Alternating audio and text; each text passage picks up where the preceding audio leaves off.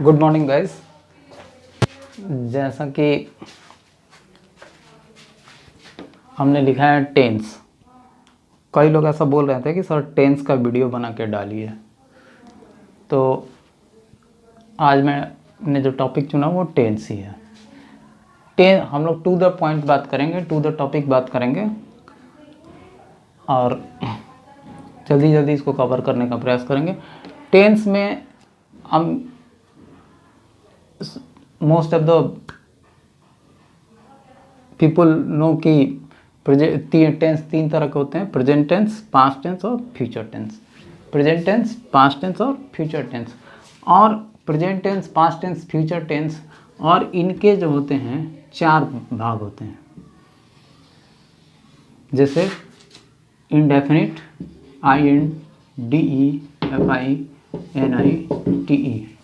Indefinite, और continuous,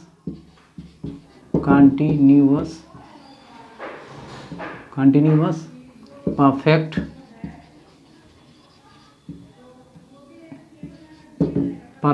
और perfect continuous. Perfect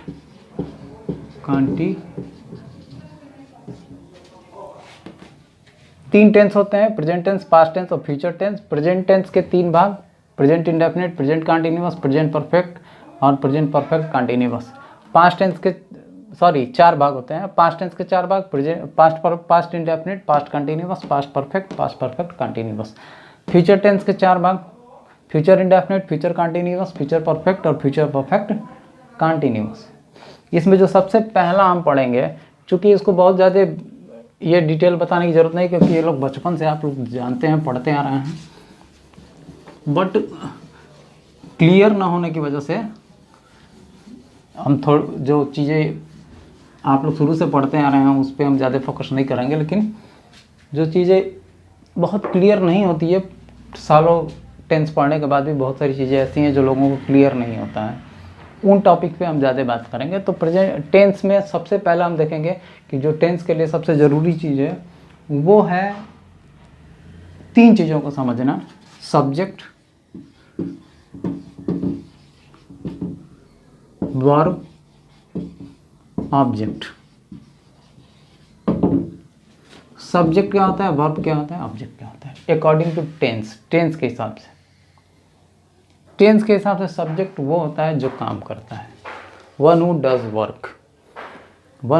does work या वन हु टेक्स एक्शन, वो सब्जेक्ट होता है। जो काम करता है या जो एक्शन लेता है वो होता है सब्जेक्ट। जैसे राम पढ़ता है, राम पढ़ता है। कौन पढ़ता है? कौन के जवाब में क्या आ रहा है? राम। तो राम जो होगा सब्जेक्ट होगा। राम पढ़ता है, कौन पढ़ता है? राम। तो राम जो होगा सब्जेक्ट होगा, यानी कि पढ़ने का काम कौन कर रहा है? राम। उसके बाद क्रिया, तो राम पढ़ता है, राम पढ़ता है। राम क्या करता है? क्या करता है के जवाब में जो आता है वो होती है वर्ब, यानी कि क्रिया। तो राम क्या करता है? तो राम पढ़ता है। तो ये पढ़ना जो होगा ये वर्ब होगा, यानी कि क्रिया। सब्जेक्ट मीन्स करता, वर्ब मीन्स क्रिया। उसके बाद तीसरा होता है ऑब्जेक्ट। जैसे राम किताब पढ़ता है। तो यहाँ पे ऑब्जेक्ट पता करने के लिए दो चीज़ें होती हैं: क्रिया के साथ कौन या किसको लगा के सवाल किया जाए। जैसे क्या या किसको लगा के सवाल किया जाए। जैसे राम क्या पढ़ता है, क्रिया के साथ क्या या किसको लगा के सवाल किया जाए। राम क्या पढ़ता है, तो जवाब में क्या आएगा? किताब। राम किताब पढ़ता है, तो किताब ऑब्जेक्ट होगा। मैं तुम्हें पढ़ाता हूँ, मैं तुम्हें पढ़ाता हूँ। तो यहाँ क्या पढ़ाता हूँ के जवाब में तो कुछ नहीं है सेंटेंस में। लेकिन अगर ये कहें कि किसको पढ़ाता हूँ, तो तुम्हें पढ़ाता हूँ। किसको पढ़ाता हूँ? तुम्हें पढ़ाता हूँ। तो तुम्हें जो हो जाएगा यहाँ पे ऑब्जेक्ट हो जाएगा, तुम्हें क्या हो जाएगा, ऑब्जेक्ट हो जाएगा। मैं तुम्हें पढ़ाता हूँ, मैं किसको पढ़ाता हूँ, तो तुम्हें, तो तुम्हें ऑब्जेक्ट हो जाएगा। राम क्या पढ़ता है, तो किताब, तो क्या के जवाब में जो आ रहा है वो ऑब्जेक्ट होगा, और किसको के जवाब में जो आ रहा है वो ऑब्जेक्ट होगा। तो आप याद रखो कि कौन के जवाब में जो आता है सब्जेक्ट होता है। राम पढ़ता है, कौन पढ़ता है, राम। राम क्या करता है के जवाब में जो आता है पढ़ता है, तो वो वर्ब होता है। क्या और किसको के जवाब में जो आता है, क्या पढ़ता है, किताब, तो किताब ऑब्जेक्ट होगा। मैं किसको पढ़ाता हूँ, तो तुम्हें पढ़ाता हूँ, तो ये ऑब्जेक्ट होगा। तो ये है जिससे हम सब्जेक्ट, वर्ब और ऑब्जेक्ट की पहचान करेंगे, which are very necessary for the tense. I hope यहाँ तक क्लियर होगा आप लोगों को। तो ये सब्जेक्ट हो गया, वर्ब हो गया, ऑब्जेक्ट हो गया। सब्जेक्ट, वर्ब और ऑब्जेक्ट, ये तीनों चीज़ बहुत इंपॉर्टेंट हैं टेंस के लिए।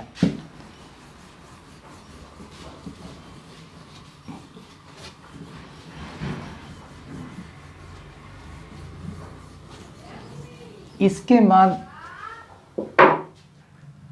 हम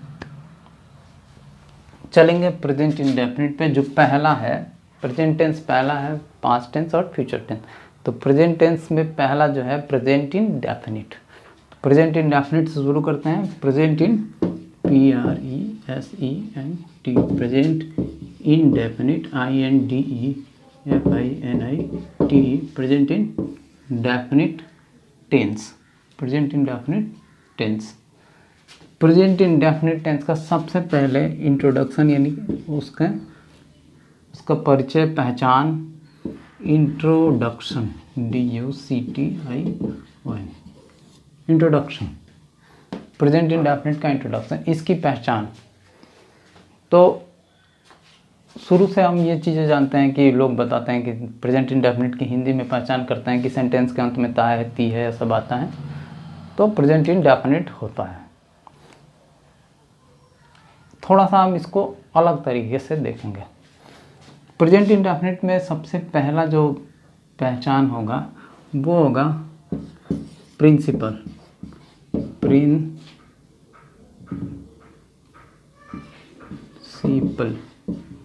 प्रिंसिपल मतलब सिद्धांत, प्रिंसिपल मतलब सिद्धांत। प्रिंसिपल जो भी होंगे वो प्रेजेंट इंडेफिनिट के अंतर्गत आएंगे। पहले जैसे पानी 100 डिग्री सेल्सियस पर उबलता है। पानी 100 डिग्री सेल्सियस पर, ये साइंस का प्रिंसिपल है। Water boils at 100 degree Celsius temperature. पानी 100 डिग्री, ये सिद्धांत है, प्रिंसिपल है। तो ऐसे सेंटेंसेस को हम जब भी लिखते हैं तो प्रेजेंट इंडेफिनिट टेंस में लिखते हैं। तो प्रिंसिपल एक पहचान हो गई प्रेजेंट इंडेफिनिट की। दूसरा पहचान क्या होगा, यूनिवर्सल ट्रूथ। यूनिवर्सल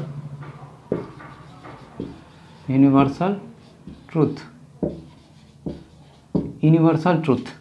अब यूनिवर्सल ट्रूथ जैसे सूर्य पूरब में उगता है, सूर्य पूरब में उगता है, ये यूनिवर्सल ट्रूथ है। कुछ भी हो जाए, सूर्य जब भी उगेगा तो पूरब में, अस्त होगा तो पश्चिम में। तो ये यूनिवर्सल ट्रूथ है, इसको सब लोग मानते हैं, सार्वभौमिक सत्य, इसको कोई काट नहीं सकता। तो प्रेजेंट इंडेफिनिट के इंट्रोडक्शन में दो चीज़ें आ गई कि ऐसे सेंटेंसेस जो प्रिंसिपल को डिनोट करते हैं, यूनिवर्सल ट्रूथ को डिनोट करते हैं, वो प्रेजेंट इंडेफिनिट के अंतर्गत आते हैं। दो बातें हो गई। तीसरी बात हम करेंगे हैबिट। तीसरी बात हम करेंगे हैबिट।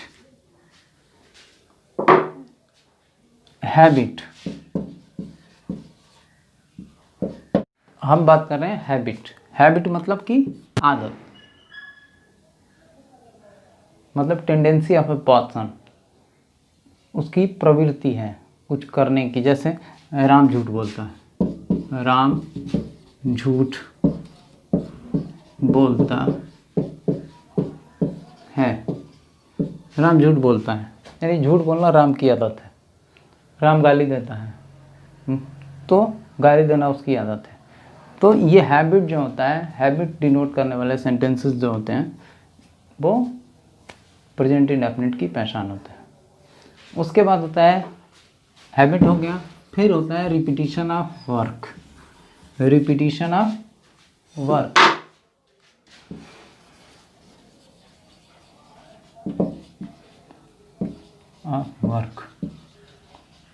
रिपीटिशन ऑफ वर्क यानी कि कार्य का बार बार होना, करना।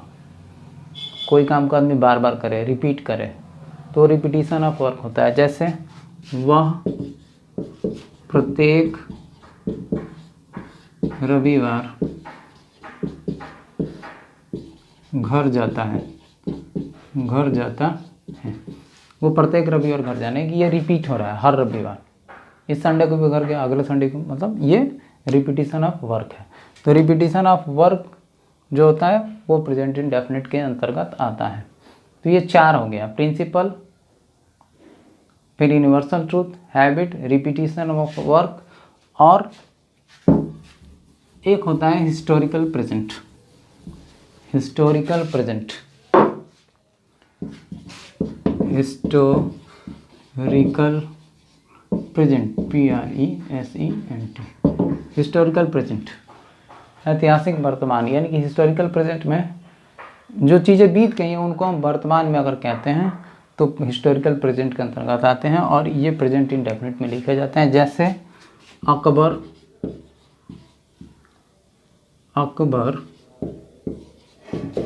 बीरबल को बुलाता है, अकबर बीरबल को बुलाता है। तो ये अकबर और बीरबल ये जो हैं ये पास्ट की बातें हैं, ये हिस्ट्री की बातें हैं। लेकिन हमने प्रेजेंट में अगर हम कहानियाँ सुनाते हैं, चुटकुले सुनाते हैं, तो उसको ऐसे लिखते हैं कि अकबर बीरबल को बुलाता है। तो ये हिस्टोरिकल प्रेजेंट कहा जाता है, और ये प्रेजेंट इंडेफिनिट के अंतर्गत आते हैं। तो ये जो और भी चीज़ें हैं जो इसकी पहचान को बताते हैं, बाकी जो आप बचपन से पढ़ते आए हैं, ता है, ती है, ते हैं, वो सब भी पहचान है। तो ये इंट्रोडक्शन हो गया कि ऐसे सेंटेंसेस जो प्रिंसिपल हों, या फिर यूनिवर्सल ट्रूथ हों, या हैबिट को डिनोट करते हैं, या फिर रिपीटिशन ऑफ वर्क को डिनोट करते हैं, या फिर हिस्टोरिकल प्रेजेंट को डिनोट करते हैं, इनको हम प्रेजेंट इंडेफिनिट के अंतर्गत लिखते हैं, और ये प्रेजेंट इंडेफिनिट की पहचान है। यहाँ तक आपका हो गया इंट्रोडक्शन प्रेजेंट इंडेफिनिट का। अब प्रेजेंट इंडेफिनिट के अंतर्गत अफर्मेटिव सेंटेंस में, पॉजिटिव सेंटेंस में एस या ईएस लगता है। तो एस या ईएस सब सब्जेक्ट्स के साथ नहीं लगता है, कुछ सब्जेक्ट के साथ लगता है, कुछ के साथ नहीं लगता है। तो ये जानना बहुत ज़रूरी है कि किन के साथ लगता है, किन के साथ नहीं लगता। बहुत सारे लोग ये कहते हैं कि सिंगुलर नंबर सब्जेक्ट के साथ लगता है, यानी कि एक वचन कर्ता के साथ लगता है, जबकि ऐसी बात नहीं है। इसको लेके भी बहुत सारी मिसअंडरस्टैंडिंग है, तो उसको आज दूर करेंगे। एस या ईएस, यूज ऑफ एस और ईएस, ये सब्जेक्ट किन सब्जेक्ट्स के साथ लगता है। तो इसके लिए ज़रूरी है हमको जानना कि नंबर कितने तरह के होते हैं। तो नंबर 2 होते हैं, सिंगुलर और प्लूरल। पर्सन कितने तरह के होते हैं, तो 3 तरह के होते हैं, फर्स्ट पर्सन, सेकंड पर्सन और थर्ड पर्सन। फर्स्ट पर्सन में आता है आई और वी, सेकंड में आता है यू और दाऊ, दाऊ को छोड़ देंगे, थर्ड पर्सन में आता है ही, सी, इट, दे, और singular noun,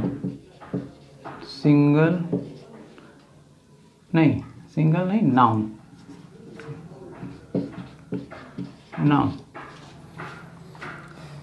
I, we, second person में यू, थर्ड पर्सन में ही, सी, इट, दे और नाउन ये। टेंस के लिए मैं बता रहा हूँ। अब एस या ईएस किन सब्जेक्ट के साथ लगेगा, उसकी कंडीशन क्या है? तो उसकी कंडीशन ये है कि सब्जेक्ट जो है वो सब्जेक्ट SUBJECT सब्जेक्ट्स जो है वो सिंगुलर नंबर होना चाहिए और थर्ड पर्सन होना चाहिए।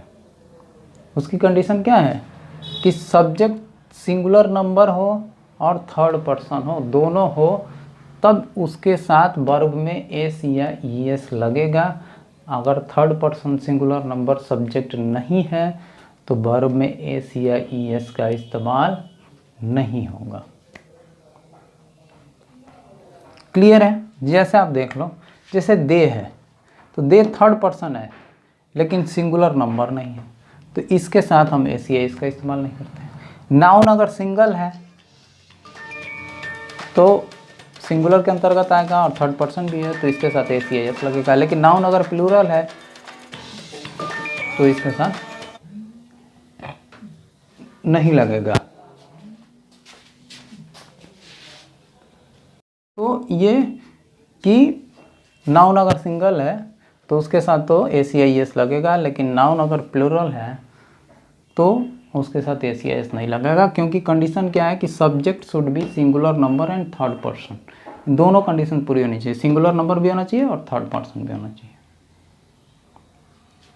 आई है, आई ये सिंगुलर है लेकिन पर्सन फर्स्ट है, जबकि कंडीशन क्या है कि सिंगुलर हो और थर्ड पर्सन और सिंगुलर नंबर। यू सिंगुलर भी है प्लूरल भी है, तो सिंगुलर अगर मान ले तो पर्सन चेंज है, इसका सेकंड पर्सन है, जबकि होना क्या चाहिए थर्ड पर्सन। तो यहाँ से ये बात क्लियर हो गई कि एस या ईएस उन्हीं सब्जेक्ट के साथ लगेगा जब वो सिंगुलर नंबर हो और थर्ड पर्सन हो, अदरवाइज वर्ब में एस या ईएस नहीं लगेगा। अगर subject third person singular number नहीं है तो वर्ब में एस या ईएस नहीं लगेगा। यहाँ तक क्लियर है? अब इसके बाद अब लगता कैसे है? Use of S R E S, ये वर्ब में use of S R E S in verb में इनका इस्तेमाल कैसे होता है? Use of S R E S in verb में इसका इस्तेमाल कैसे होता है, इसको देखेंगे। तो सबसे पहला रूल आप समझ लो कि अगर वर्ब का अंतिम अल्फ़ाबेट, अंतिम लेटर जो है वो ए हो, ई हो, आई हो, ओ हो, यू हो, एस एच हो, सी एच हो, एक्स हो, तब यहाँ पे ई एस लगता है। A E I O U S H C H X हो तो ई एस लगेगा। जैसे WATCH, यहाँ CH है लास्ट में तो क्या हो जाएगा WATCHES, ये वॉचेस। पहली चीज़। दूसरी चीज़, अगर वर्ब का अंतिम अक्षर, अंतिम लेटर जो है वो क्या है, वाई हो, ये वर्ब एंड्स इन वाई, अगर वाई पे ख़त्म होता हो और there is a consonant just before Y, और वाई के ठीक पहले क्या हो, कॉन्सोनेंट हो, तो क्या करेंगे, वाई को then change Y into I, तो वाई को आई में बदल देंगे। वाई को किस में बदल देंगे, आई में, और ई एस ऐड कर देंगे। जैसे आप देखो फ्लाई, FLY, लास्ट लेटर जो है वाई है, वर्ब एंड्स इन वाई, और वाई से ठीक पहले एल है तो एल इज़ अ कॉन्सोनेंट। तो जब वाई से पहले कॉन्सोनेंट हो तो हम क्या करते हैं, वाई को चेंज कर देते हैं आई में और उसके बाद ई एस ऐड कर देते हैं। if verb ends in y and there is a consonant just before y, change y into I and add es। अरे es ऐड कर दो। ये है तीसरी चीज़ क्या है कि अगर लास्ट लेटर जो है y हो और y से ठीक पहले वावेल हो, यहाँ तो कॉन्सोनेंट था तो ये नियम लगा, लेकिन y से ठीक पहले अगर वावेल हो तो क्या होगा, तब कुछ नहीं होगा, केवल s लगेगा, केवल s। और ये तीनों नियम अगर फॉलो नहीं करते हैं तो बाकी सारे वर्ब्स के साथ केवल s ही लगता है।